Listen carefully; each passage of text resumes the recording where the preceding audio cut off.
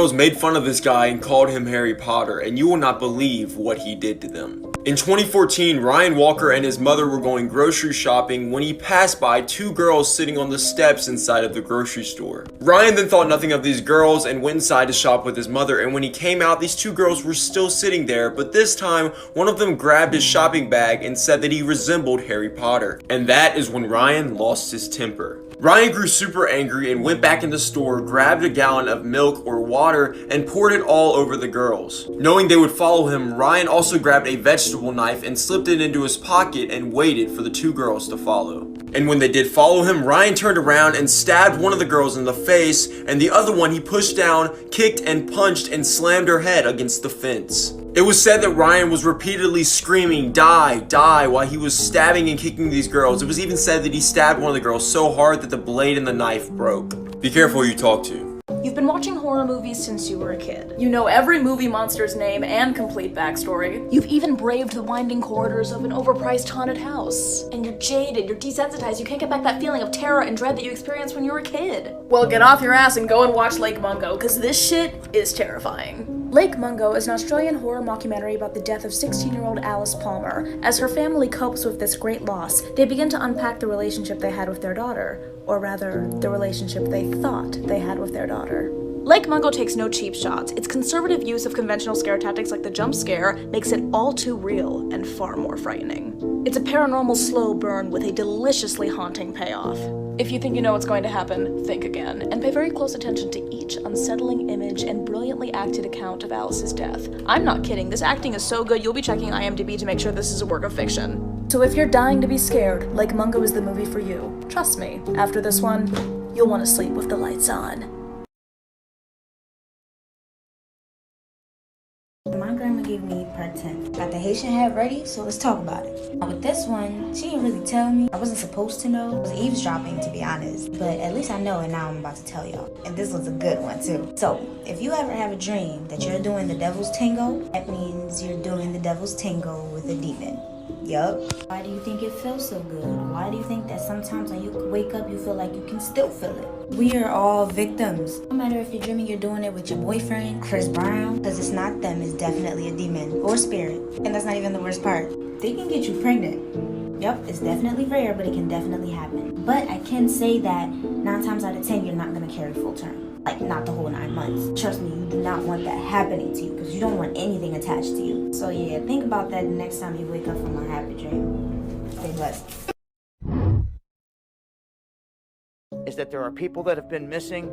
They have recovered some. 1 person is dead.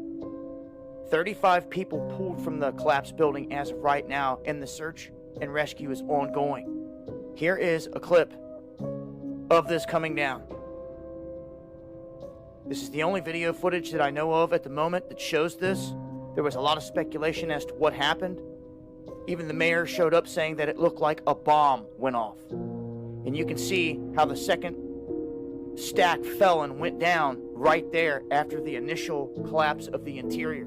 There's speculation that this could have been a sinkhole in this region. After all, this is Florida. It could have been something else that gave way, you know, poor infrastructure at the bottom of the building. You know, we don't know at this point exactly what caused it, but I think you can rule out a few things after seeing the video clip. Now, I'm gonna... This people is the Poltergeist Clown. Watch the full video, drop a comment, drop a like, and tag a friend, or he may find you. The Poltergeist Clown is a demon that takes the form of a children's toy, usually in the form of a clown, to haunt them. He counts on children sleeping with him at night in their bed and then disappears at midnight underneath the bed. When the children get up, there's one place they always look, and that's underneath the bed. From there, he sucks them in and eats their soul and their entire body. If this video can reach 20,000 likes, I will do the summoning challenge for this clown. This doll is so dangerous, it's locked in a box. This doll right here is named Robert, and he's the most infamous doll in the entire world. And the story behind him will creep you out. In 1904, a little boy received Robert the doll as a birthday gift. At first, there was nothing wrong, like he was just a normal doll. But then the little boy started saying strange things like, "Robert made me do it, Robert told me to say this." And this little boy was very well behaved up until this point. He never got into trouble. But now he was getting into trouble every single day at school and blaming it on the doll. One day the family woke up to the little boy screaming on the floor with the doll on top of him with a knife. People even claim to see the doll moving. And now this doll is locked in a box in the Florida Keys. A lot of him that go to visit him think it's fake at first, but then they claim to feel some kind of demonic force once they actually go into the room. There's even a sign that makes you ask him for permission to take a photo. And they say if you don't, you end up having a lot of bad luck after. Do you think this could be demonic? Places in America where you could get murdered. Number 1, the Texas Killing Fields. The Texas Killing Fields are a stretch of highway and an abandoned oil field near Houston and Galveston, where since the 70s, over 30 people have been found murdered, and none of the murders have been solved. Most of these victims were young girls and they were abducted, went missing, and were found years later dead. And people theorize that there's still an active killer in the area that's targeting women. I actually visited the Killing Fields about 2 months ago. And I went to an area behind a Baptist church where there are 4 crosses, meaning that 4 bodies were found there. Let me tell you, it is eerie out there. Look at this video clip that I took when I was there. Isn't that just eerie? And while we were there, we went ghost hunting near those body dumping sites, so we talked about it in our podcast. So if you want to hear the full story of the Texas Killing Fields, we go through all the victims, all the murder suspects, go listen to my podcast, Murder in America. You can listen to it for free if you have an iPhone, on Apple Podcasts, on Spotify. It's everywhere. It's episode number 2, the Texas Killing. So about a month ago, my best friend and I went on a quad ride behind my house, and we came across this really strange guy with a shovel bearing something. So we went back, told my parents, they thought nothing of it. Then today, which is a month later, we went back, and now it was covered in rocks, and it was like 3 feet tall, and it was the length of a human.